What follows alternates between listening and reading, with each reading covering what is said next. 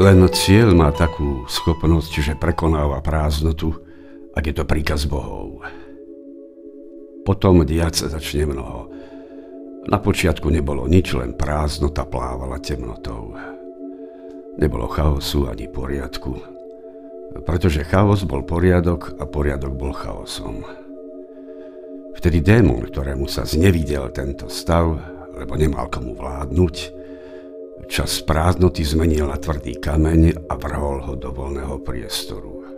Potom druhý, tretí, štvrtý.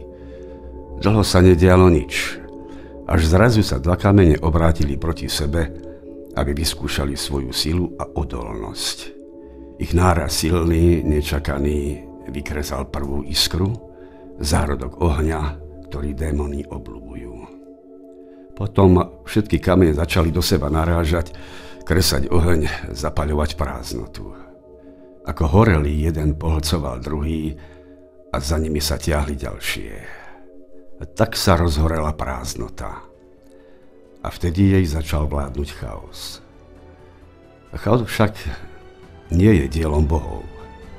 Keď chaos začal vrcholiť a hrozilo, že všetko pohltí a zničí, praboh, čiže vesmír, ktorý sa niekedy nazýva rod, a inde vôbec nemá meno, sa prebral z nečinnosti, aby včas zasiahol a horúci priestor zachránil.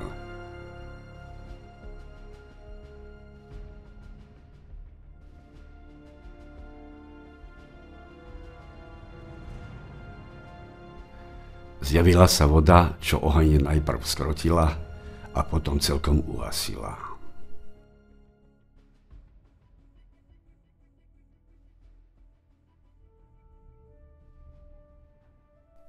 Kedysi svetu vládli duchovia, dobrí aj zlí, a pritom rozličné mali úmysly. Spolu vytvorili svet a všetko živé v ňom. Vďačný im mohol byť človek, zviera, strom. Dobro a zlo kedysi nemalo pevné hranice a brehy, ktoré by sa prekročiť nedali. Vzájomným zápasom zveľaďovali svet.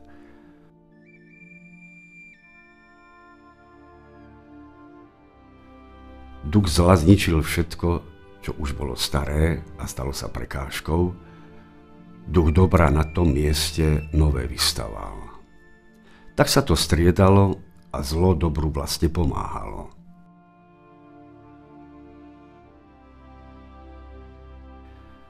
Aj Svagor a jeho syn Svarožič, skôr než sa stali bohmi, boli duchmi, dobro šírili a ľudia si ich preto vážili. Duchom zlým bol Veles, ktorému sa hovorilo aj Volos. V hustých lesoch nikomu neprekážala jeho podoba.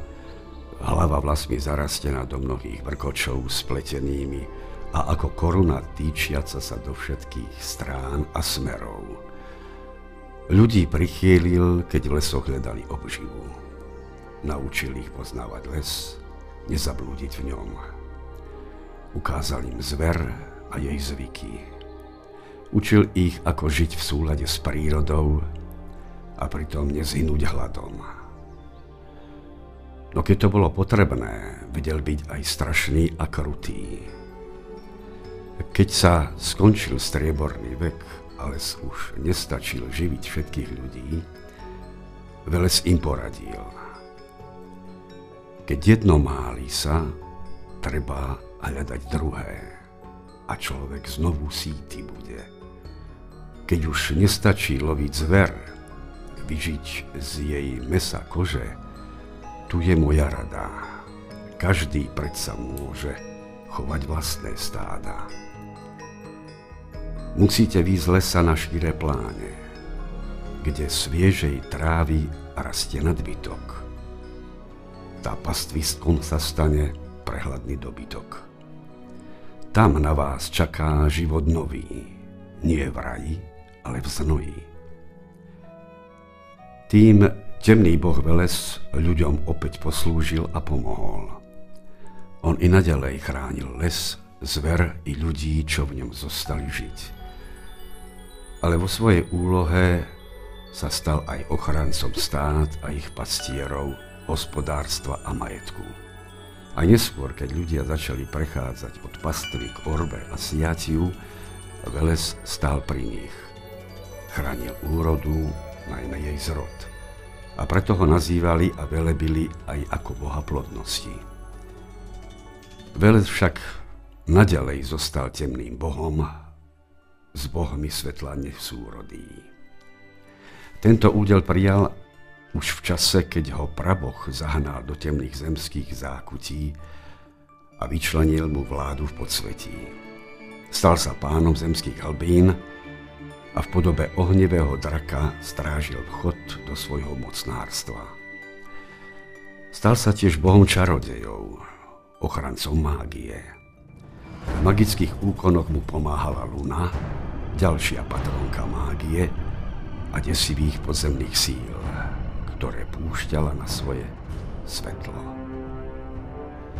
Zároveň bol Veles aj bohom básnikov a hudobníkov, ktorí sa považovali za jeho vnukov. Slávny Veles dlho vládol našim dávnym slovanským predkom.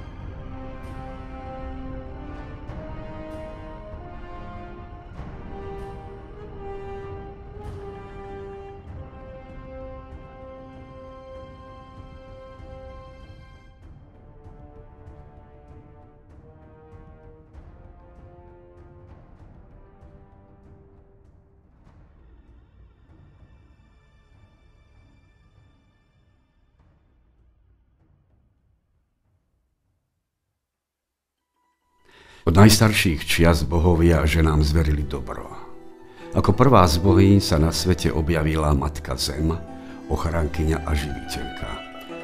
Z jej lona nabral démon oplodnenú hlinu, z ktorej vznikol svet, život a človek. Lovcom dal les, pastierom lúky, rolníkom polia.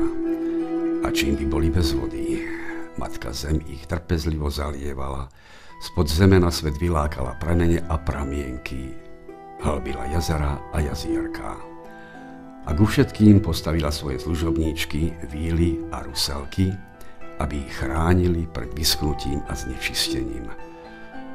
Ľudia ju uctievali ako bohyňu a dali jej meno Mokoš alebo Mokoša, inde zase Makoš, Mokúša, Makaš alebo aj Mokroš.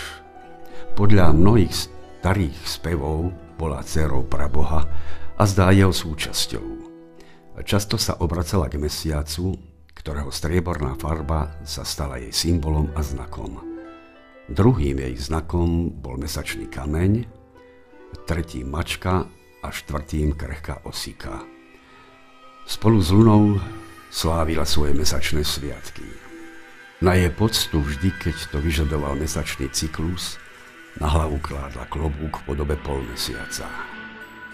A tak sa jej na hlave objavili dva ostré mesačné rohy.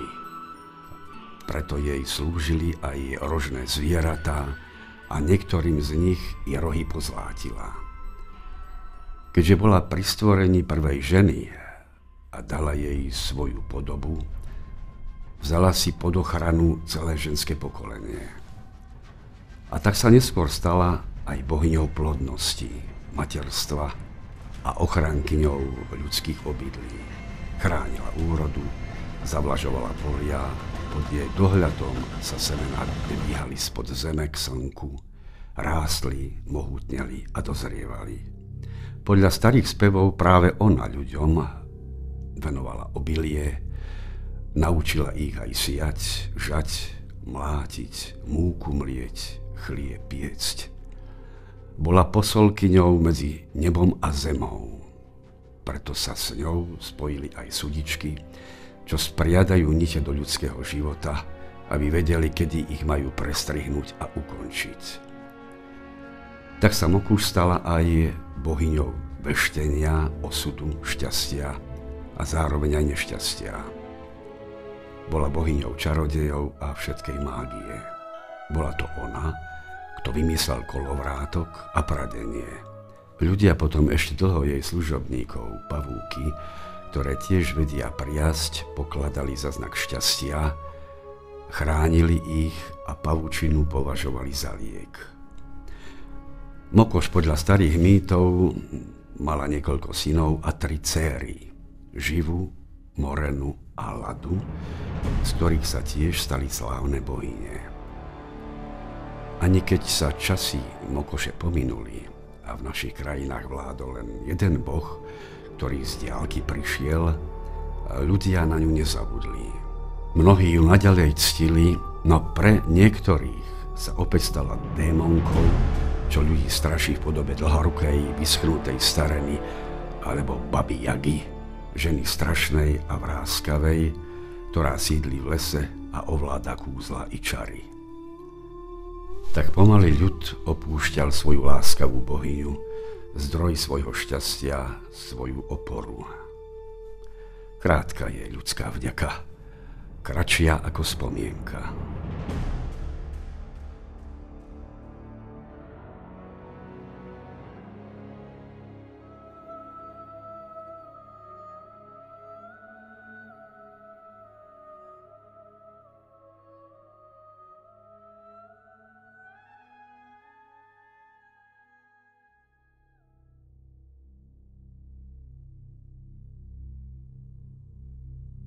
Teplo strieda chlad, po noci vždy príde deň a namiesto starcov mlať zo stromu sa stane peň.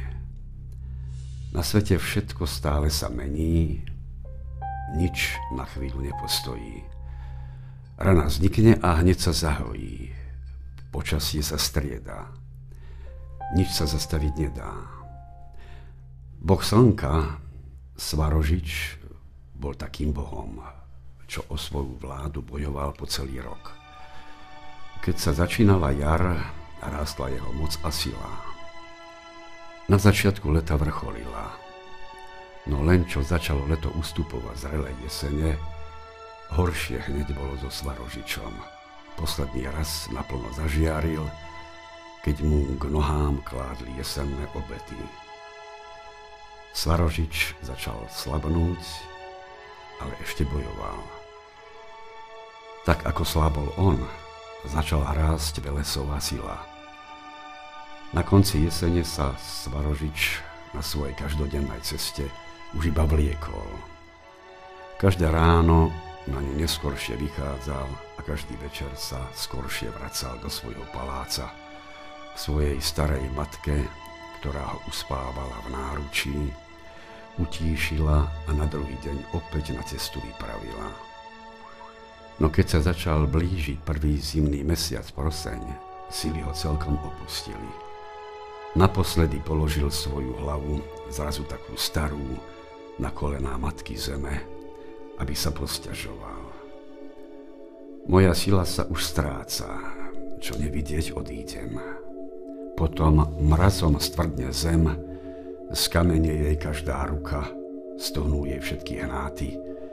Živé ukrie sa pod zemou, voda sa pod ľad schúli, biela zvíťazí. Ja tomu už nezabránim, ale navždy neodídem, čo skoro sa vrátim v novej sile a podobe. Zaplakala matka zem, keď Svarožič oči zatvoril. Do náručia vzala jeho telo. Na zemi sa rozhostila dlhá noc, mráz udieral na všetky struny vetra, údolia a polia zalial mrazivým dychom, pod ktorým všetko tuhlo a hynulo. Svet zaspal a na hlavu si natiahol snehovú perinu, aby sa aspoň trochu chránil. Život zamrel. Vtedy Svarok zmenil matku Svarožiča na ženu v najlepšom zrelom veku, ktorá ako najúrodnejšia zem zo všetkých príjme semienko života. Rýchlo rástlo božské semeno v lone matky zeme, menilo sa na život. Týždeň aj 2 trval tento zrod, ktorý priviedol na svet nového Svarožiča. Na oblohu vyšlo slnečné dieťa a svet sa zaradoval. Bol to deň svetla, deň novej nádeje.